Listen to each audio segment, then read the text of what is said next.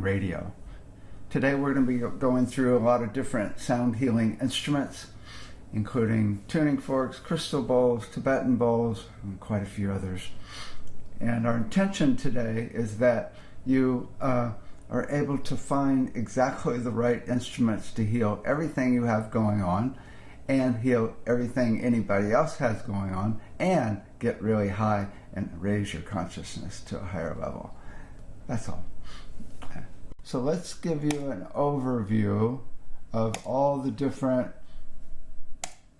instruments. They're not all, but a lot of the ones that are common and the ones we have. There's so many instruments that you could actually use in a sound healing treatment. But let's go through the main ones. First of all, let's talk about crystal bowls. There are two main types of crystal bowls. You've got frosted bowls, which are made of quartz. Right? And then you've got alchemy bowls, which are made of quartz also, but have other metals, elements, crystals, or gemstones also embedded in them, which changes their harmonic structure, their sound, and that goes into your body, and you get that crystal, gemstone, or metal into your body. Now, they're played a little bit differently. The main thing with playing a bowl is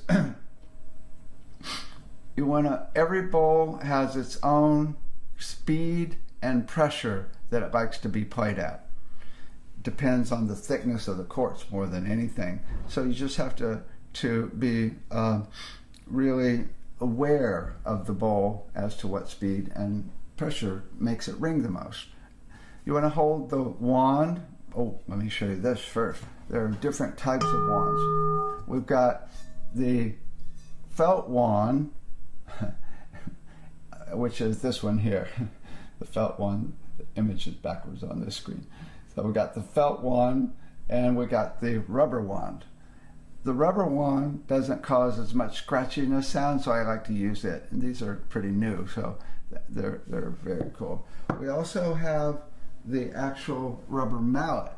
The rubber mallet is normally used on bowls that are 18 inches and above. It's okay if you use it on the smaller ones, but sometimes they fall over, and it's on when you have the really big bowls, these don't work quite as well as the rubber mallets, so they're for the bigger bowls normally. Right? So you want to hold the mallet really firmly. You don't want to wobble around, right? Hold it very firmly, and about a 30-degree angle to the bowl. And then I like to tap it 3 times to get it going. You tap it at least once to get it going. Don't hit it too hard. Don't hit it too hard. They're fragile. They can break. And it's shocking when you hit it really hard. So hit it softly and then go around again at just the right speed and pressure to get the bowl ringing nicely. A lot of people go too fast, so you want to make sure you don't go too fast and cause a buzz.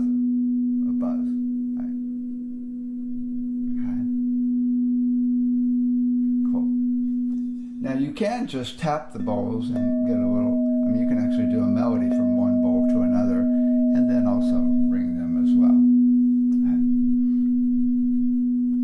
Now when using frosted bowls, they're a little louder, so they're really good to tone with. Number one thing is if you're going to use a bowl, especially in a treatment or a concert, sound bath we call it, go ahead and tone along with it.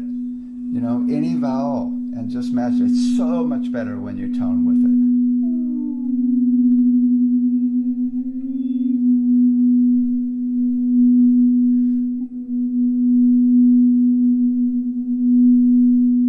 Don't be afraid.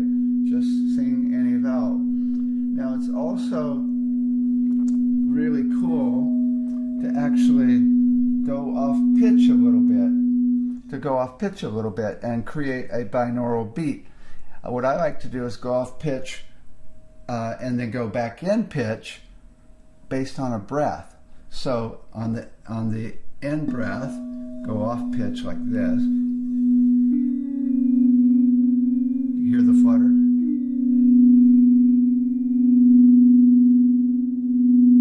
And then back in pitch.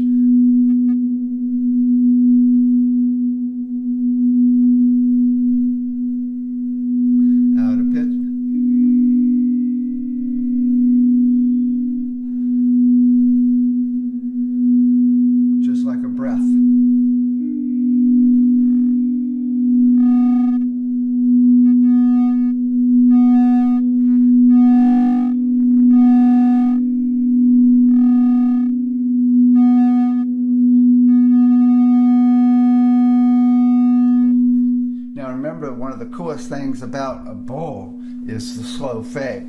So to really honor that silence after the bowl ends, let me play it and let it fade out.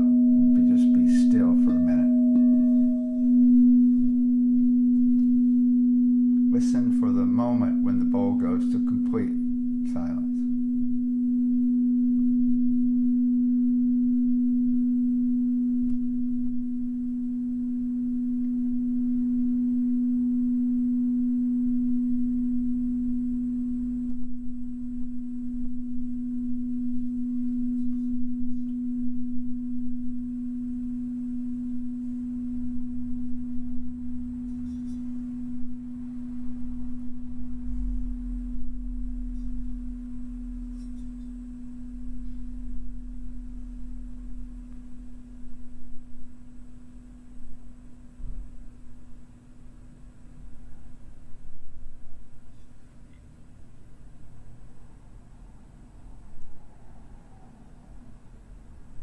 The best part of sound is when it ends.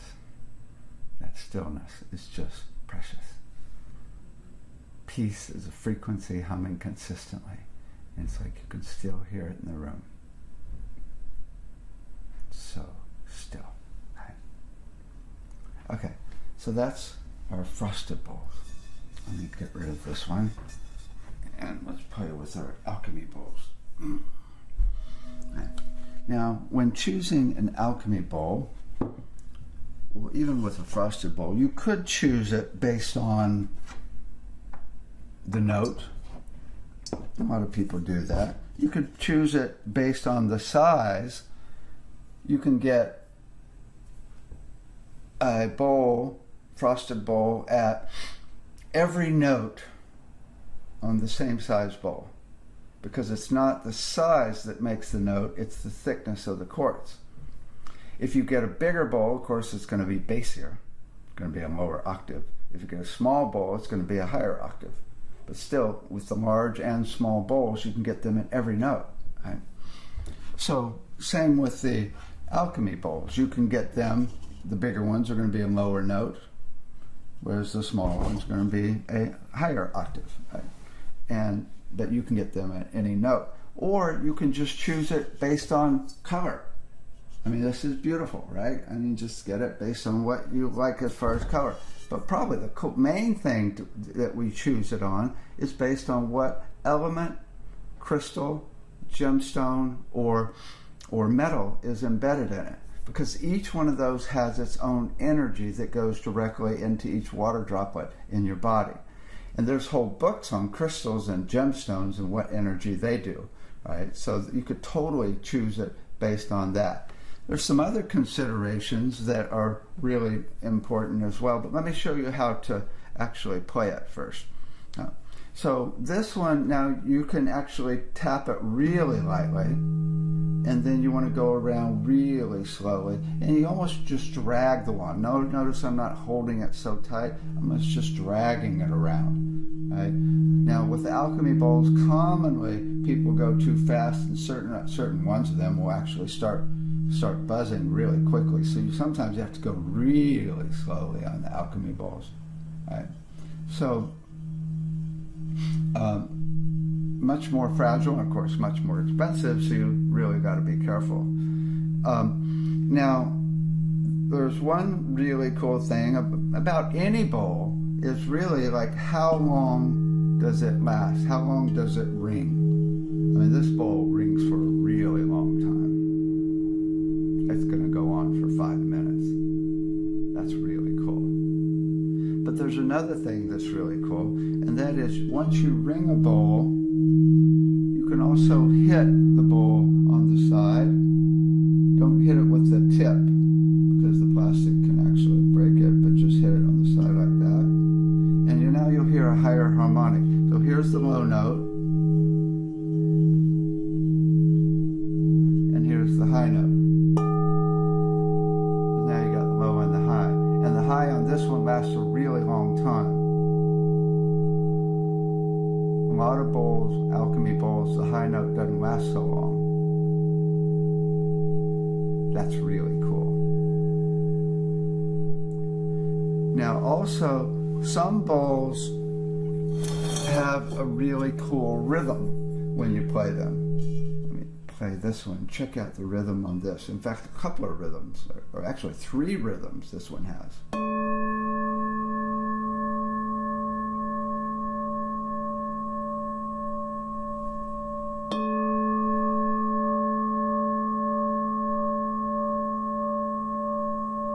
That's really nice. I love it when they have these serious rhythms, because what they're doing is brainwave entrainment. They're training your brain into a certain brainwave state. And now also there's another thing about bowls that sometimes happens where they seem to float around the room. It's based on phase cancellation, which we haven't talked about very much, but it's actually makes it, the bowl sounds like it's actually floating around the room. I've had bowls do a 10-foot circle around the room. So if you close your eyes, it seems like it's moving around the room. This one moves a little bit. If you listen to it, you can hear it kind of going back and forth between the left and right. Especially if on headphones, you'll hear it. Floating around a little bit. Yeah, it's pretty cool. So I call those floaters. And so it's nice when you find a floater that actually moves around the room as well. Sometimes it's really trippy. It actually goes around your head. That's very cool. So those are some of the considerations on choosing alchemy bowls. Let me switch over here to a few other bowls. So just a second.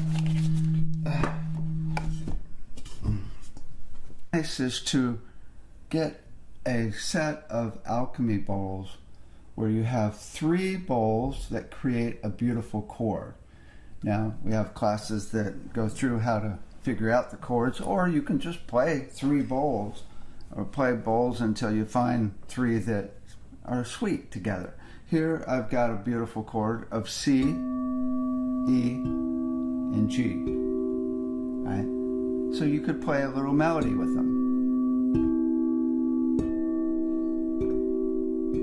Or you could ring each one of them.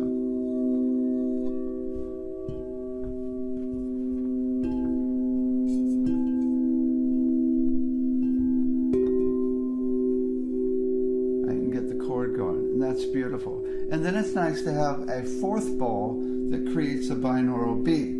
So you're actually got 2 that do something really trippy. Hear the little flutter in rhythm.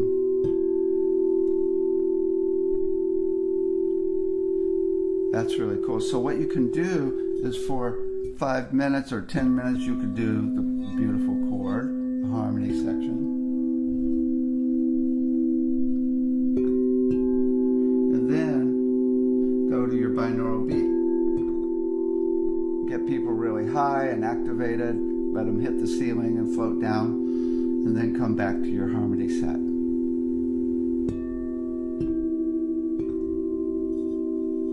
Right. So that's a nice combination. It's just to have 4 bowls like that. You could do that with frosted bowls as well, but this is an alchemy set. Okay?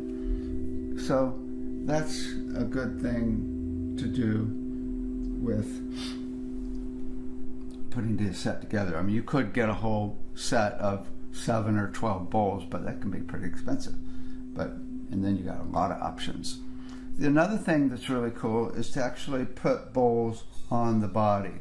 You can actually have somebody lay down and put it right on them and play it on their body, depending on the body type, right?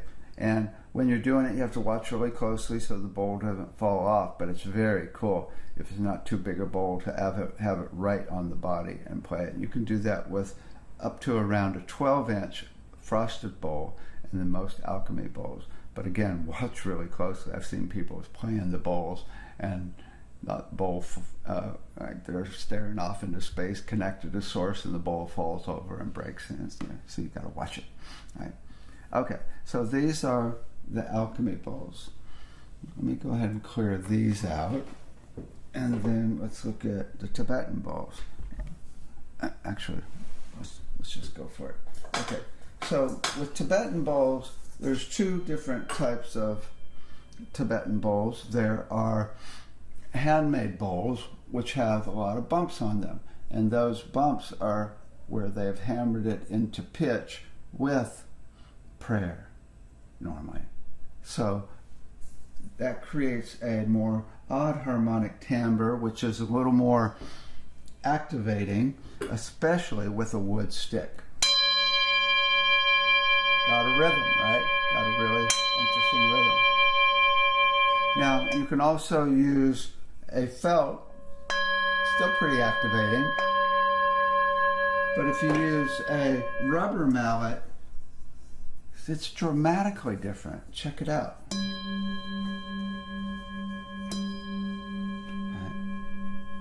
So it's a huge difference.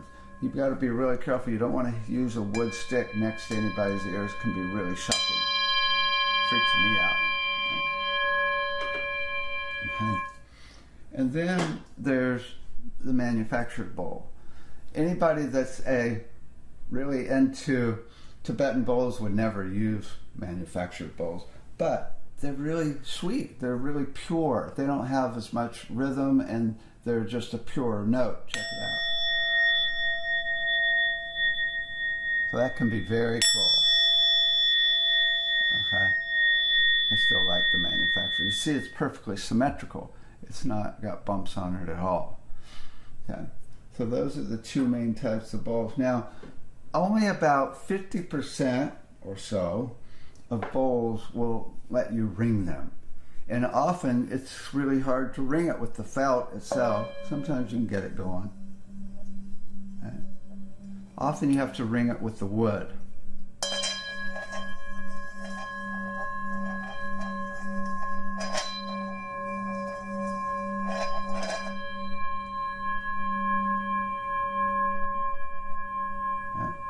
Very cool. So often the manufactured bowls will ring quite easily. Most of them, not all of them. And get it going. This one's hard to do when it's so small.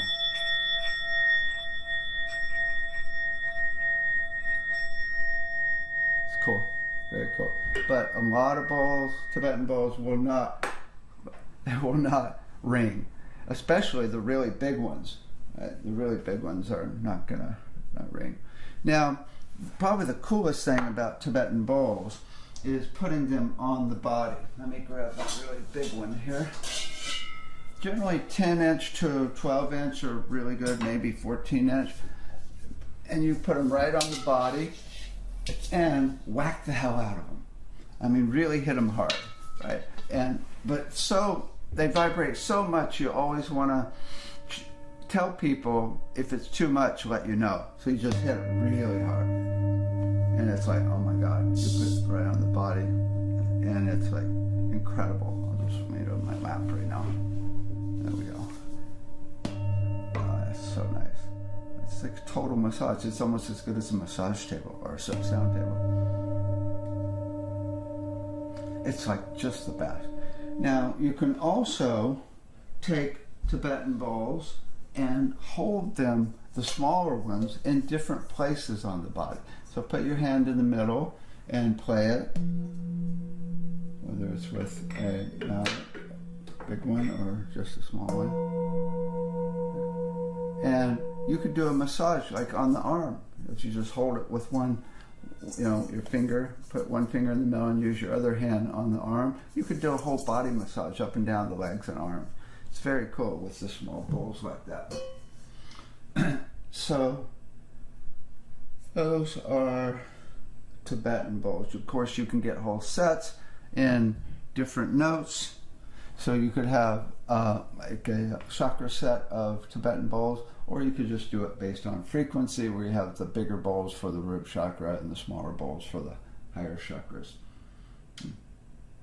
Now let's talk about tuning forks. Tuning forks have two main types also. First of all, you've got the weighted tuning forks, which have these weights on them right here. Okay. And the unweighted forks have no weight. Okay. The weighted forks vibrate physically on the body way more. So we normally use those on the body. You can use it unweighted on the body, but you're not going to feel them very much. With the tuning forks, you want to hold them by the stem. Don't hold it up here because that will stop the vibration. My kitty hasn't figured that out yet. She always wants to rub up against that part. Right?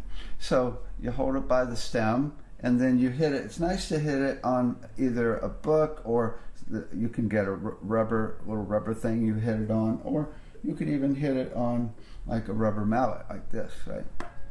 And then you put the stem on the body. You could listen to it, right? But then you put it on the body, and it vibrates powerfully. And you can let it fade all the way out. Right? There are a lot of different tuning fork sets that we sell. We've got the Schumann fork set, which the two together create a binaural beat, which is 7.83 hertz, which you'll get on the body when you put both on the body. We've also got 111, 112.45 that creates a binaural beat at 1.45, which is the trithalamic frequency that activates the pituitary, pineal, and hypothalamus. A lot of people like that. We'll also have the Earth, Sun, and Moon set, which is really cool.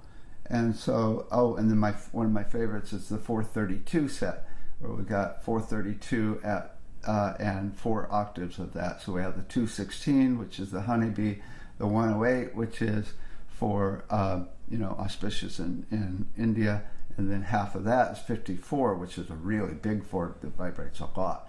I love that set, the 432 set.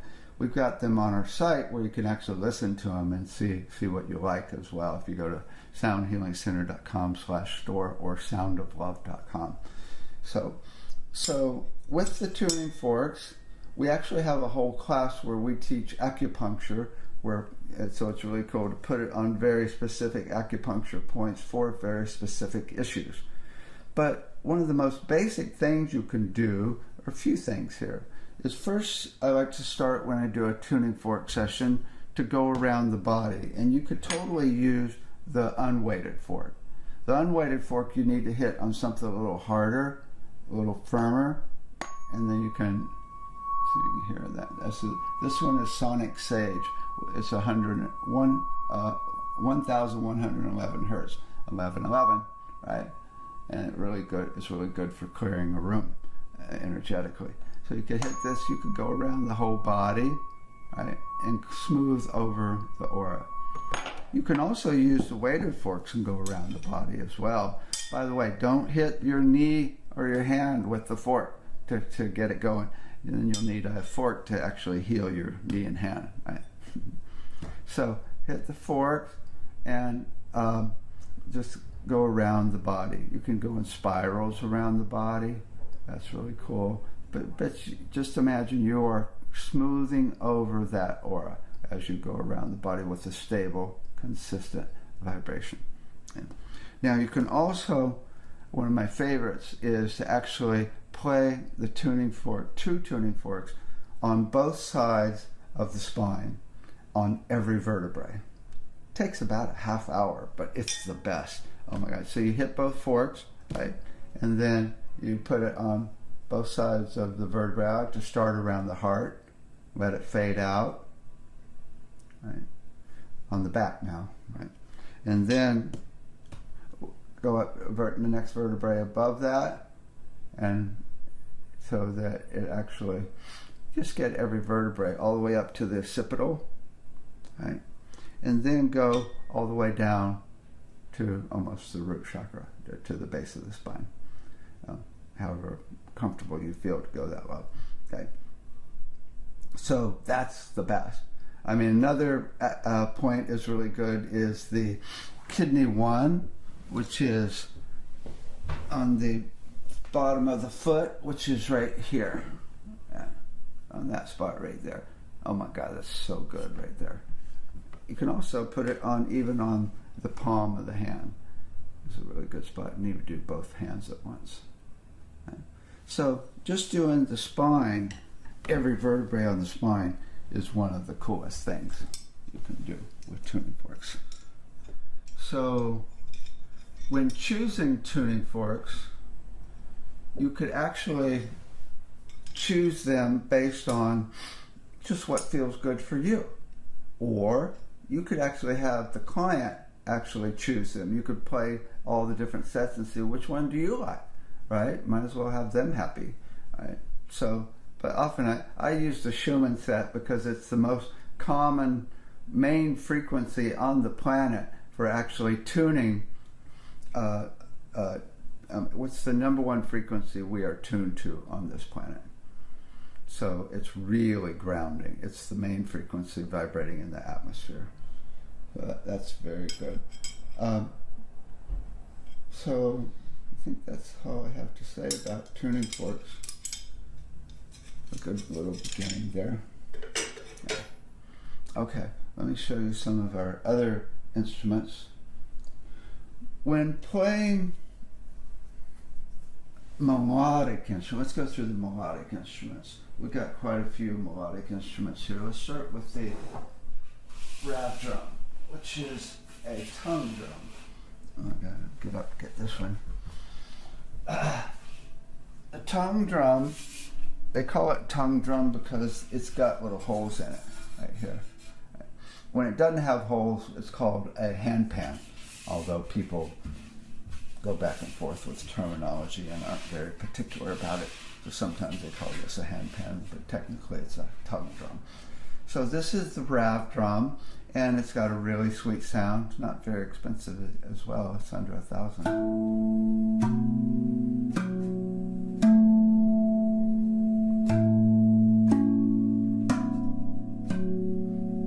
The main thing when you're playing melodic instruments,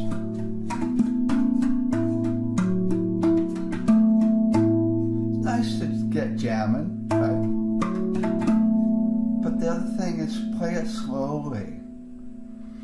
I just did a thing for the Sound Healing Conference where I did this. I started and I went.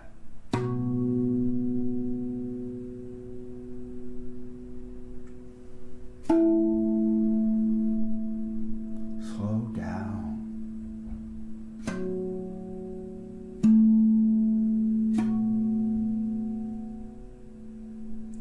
When you slow down, you hear the sound more instead of the rhythm.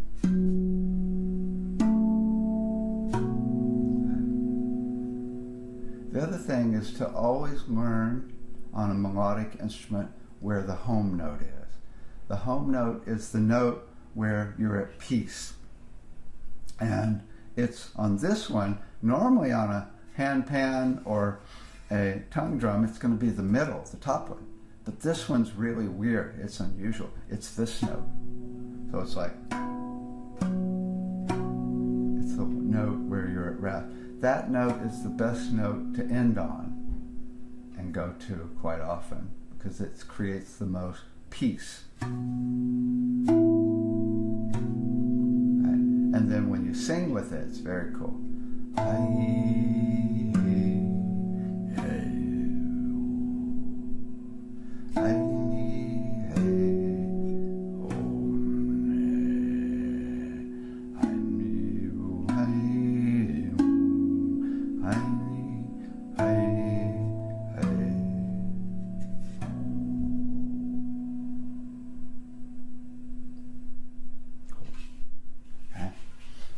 So that's our Rav drum.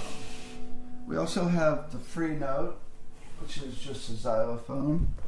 When we worked with the dementia patients, we tested all the different instruments for every dementia patient at the center in Northern California here. This was the number one instrument they liked.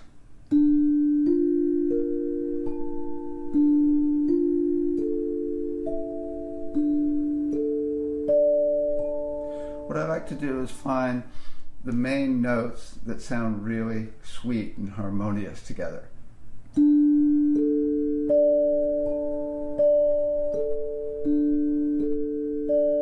then use those to start, and end with those as well. But then you can jam between the.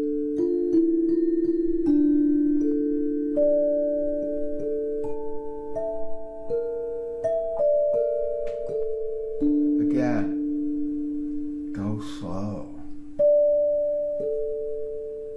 especially at the end.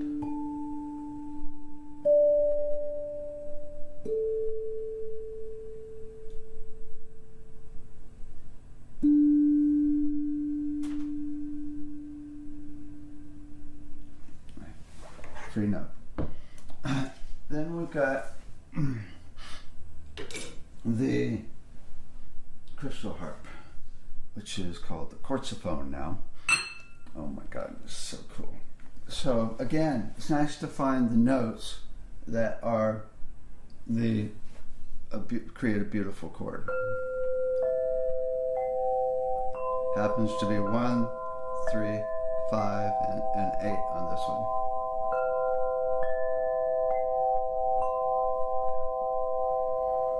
You can hold it and move it around the body. But then you can also go to more dissonance or binaural beats by playing notes close to each other.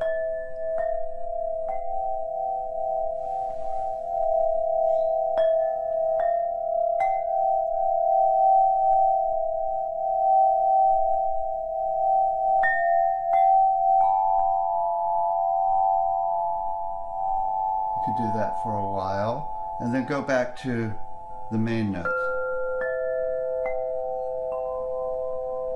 And again, don't be afraid just to go really slowly.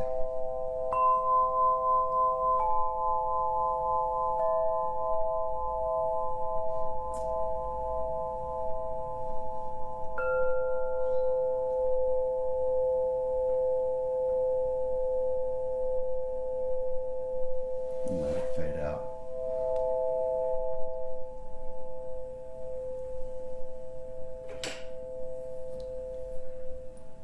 Nice.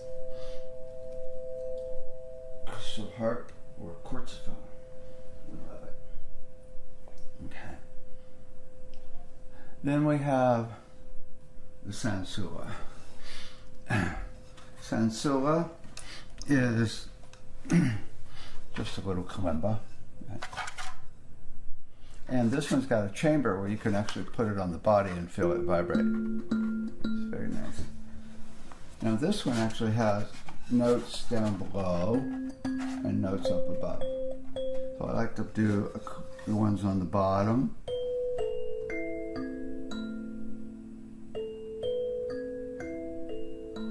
And then go to the top.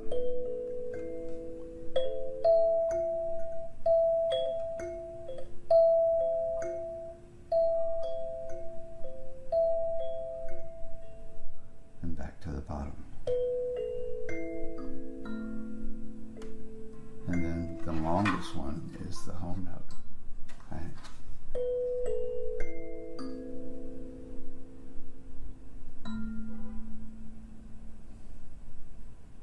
Nice. Don't be afraid to go slow. One more thing to talk about before we end with koshi chimes, and that is gongs. The basis of all gongs is the bigger the better. The bigger the gong, the more bass you have. And when you've got a lot of bass with a gong, oh my God, it is so cool. So you can totally just, the bigger the better. That's the way it is. If you get a 44-inch gong or above, it's already getting a lot of bass. You get a 65-inch gong, 10,000 or more though. Those will just rock your boat. Oh my God, one note and it's incredible. The number one thing about gongs is to, I don't have a gong here, but is to actually play it, learn on the gong where the different sounds are. And every gong's different. So play the middle, often a more bassy, play the sides, play out to the edge, and different sides, even left or right, or top or bottom might be a little bit different. So you want to play different areas and get to know what your gong does. So you can move from the mellower part and the bassier part to the more edgy part and back over time. Always build up slowly. Right. When you play a gong, there's a few ways you can actually just hit it and play in time with the way it swings. So as the gong's swinging back and forth, hit it so you're not fighting the swing, right? That's very cool. Or you can start doubling up the time and it will start ringing more and more smoothly, or even go fast and you'll get a really smooth tone because the gong just kind of evens it out, right? So number one thing is always build up, and you can take as much as 10 minutes to build from really soft to really loud. And then you could just let it fade out so you got that slow fade, or you could slowly hit it less and less and softer until you just do your final hit and it fades out. So you got a much longer slow fade. That can be really cool. Now the type of mallet you use is going to make a big difference. The real big fluffy ones are kind of the warmest, but you can get very different sounds but with different size wands and also different density. But also we have flumies. These flumies are really cool because you can drag it across the gong and actually get a really cool sound like a whale. It's like wow, wow. Very cool. And you get bigger ones or smaller ones, and that's really effective. So that's a little bit on the gong. Some people talk about north, south, east, west on the gong to do it energetically like that. You also have different types of gongs. The Chinese gongs are cheaper, so you can get the bigger ones quicker, whereas the others are going to be more expensive. Also, there's gongs based on planets, but as you know, if you've listened to me, the way they find the frequency of the planet's kind of an unusual formula. The number of seconds it takes for the planet to go around the sun, and then you put one over that, and then you octavize it up. It's kind of an unusual formula. But, some people are really into the different planetary gongs, which can be cool. So, main thing with gongs is always build up slowly and break down slowly. Then we've got my bells. I like to do a thing when I do a treatment with Tibetan bowls to actually move up to tingshas and then to the little bells. Right. Move them from side to side.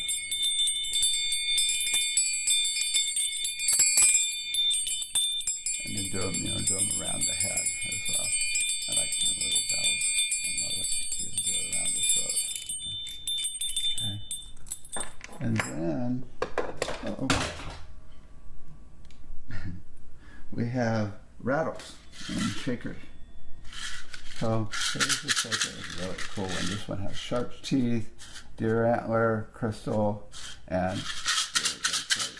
You can get some real unusual and amazing shakers and do them around the body for energy. Always just feel rhythm. Then we have the hand drum.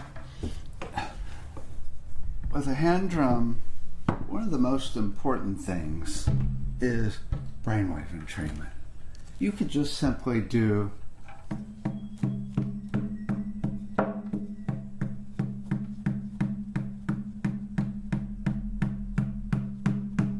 about this tempo is the tempo for journey work. It will take you into theta, which is about 4.5 cycles per second. And I know people that do this for a half hour. No different, nothing interesting, just stable beat. And that will totally take people out into another state. And you can get more interesting. The main thing is to get to know the different parts of the drum. The center is going to be a little different than the edges, and then that's really on the edge is a whole a third sound. So you can do like this.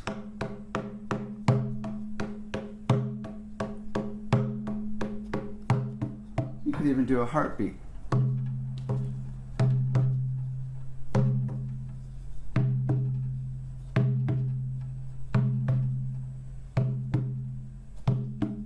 But the other thing, as I mentioned, is just something stable. Just that simple. It's really cool if you can watch the person and speed up or slow down until you find their rhythm. You can see when you get the right tempo, it will actually, they will relax. That's very cool. You can also hold the drum over the body, and they get the physical vibration on the body of the drum. Okay, these are frame drums. They're very cool, a lot of fun. Okay, one last thing we have here, and that is the koshi chimes. We got the Zafir and koshi, two different brands. We actually sell both, and I really like when you have two of them in stereo around the ears. Oh my God, there's nothing better than two. You get them in different tunings. Really good for the crown. Really the best for somebody that's really fragile. It's just beautiful.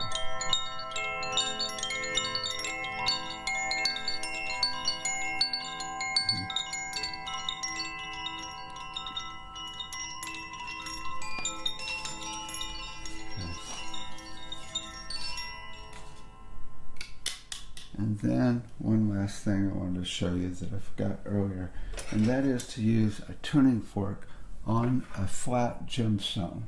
And we got a heart, really nice. Okay. And you can put it on the body. Any gemstone will work, especially nice when flat. And put this tuning fork on the gemstone. Oh my God, that's so nice. All right. Or you could actually even use a crystal. So you could take a crystal like this and put it on the body, so sideways like this, and then put the tuning fork on the crystal. Now you're getting the energy of the crystal. Whenever you vibrate a crystal or gemstone, they create an electromagnetic field, and you're getting the energy and frequency of the crystal right into the body. Very cool. So again, our intention is that you find the right instruments to heal yourself and everybody. This is the new medicine, right? Not only that, it gets you really high. So I'm going to end with the crystal ball fading out. So take this energy of the bowl at the end and hold that silence through the rest of the day, weekend, week, months ahead, and years ahead. Oops, let me start over. And years ahead. So I want to end with the bowl and let it fade out. So you can take that silence and hold it for the rest of the night, weekend, weeks ahead, months ahead.